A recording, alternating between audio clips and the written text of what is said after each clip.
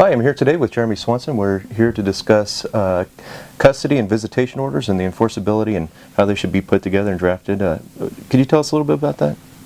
Sure. There are a few things to keep in mind when you are drafting a visitation and custody order to make it so that if a dispute arises, law enforcement can actually enforce the order.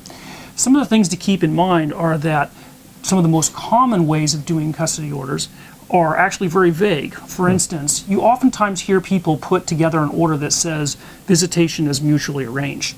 That gives you maximum flexibility to decide what the visitation is going to be, but it requires both parties to agree and to come to a resolution on those issues. It's completely unenforceable if a dispute comes up. So while some people choose to do that because it's a very informal way of doing it, and there's some advantages to that, you have to keep in mind that if a dispute comes up in the future, you're going to be back in court relitigating that issue in order to get an actual order put in.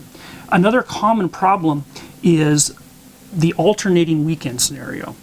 Many non-custodial parents have every other weekend as their visitation schedule. And that can work in the beginning, but what happens 3 years later?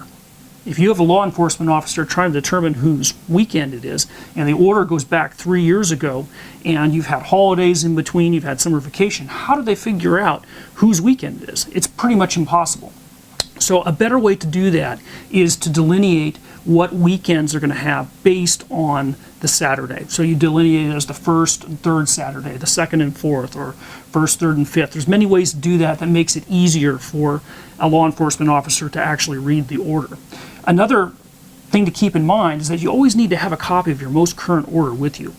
You never know when that can come up, and you want to have the actually active order as opposed to an old order, because your ex may have the old order, and if you don't have something that postdates that, that's the current order, they're going to go with what is actually there in front of them. Okay, so it'll actually say endorsed and signed by the court and everything else. That's right. And so that's your proof of when that order was issued?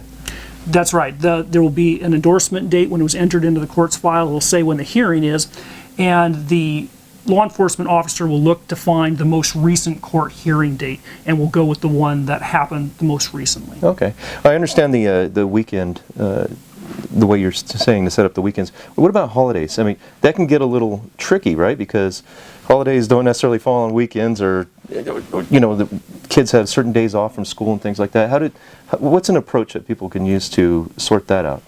Holiday visitation schedules always supersede the normal visitation schedule. So keep in mind that whatever your normal schedule is, it's going to be altered by the holiday schedule.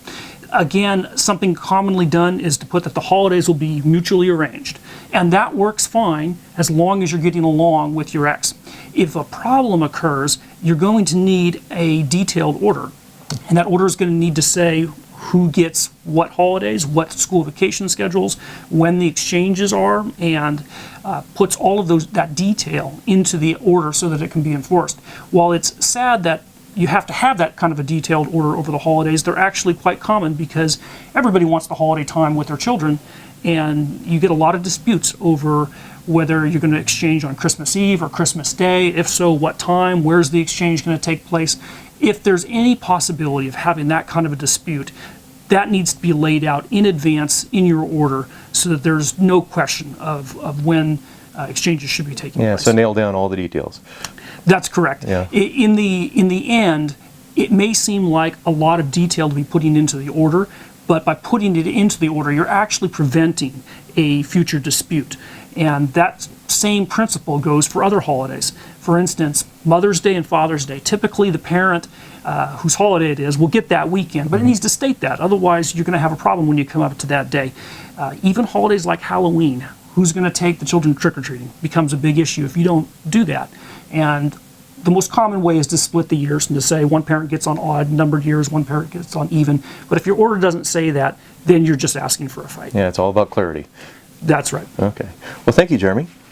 So that's Jeremy Swanson, and with Swanson Odell, and I'm Matthew Falker, and thank you for listening.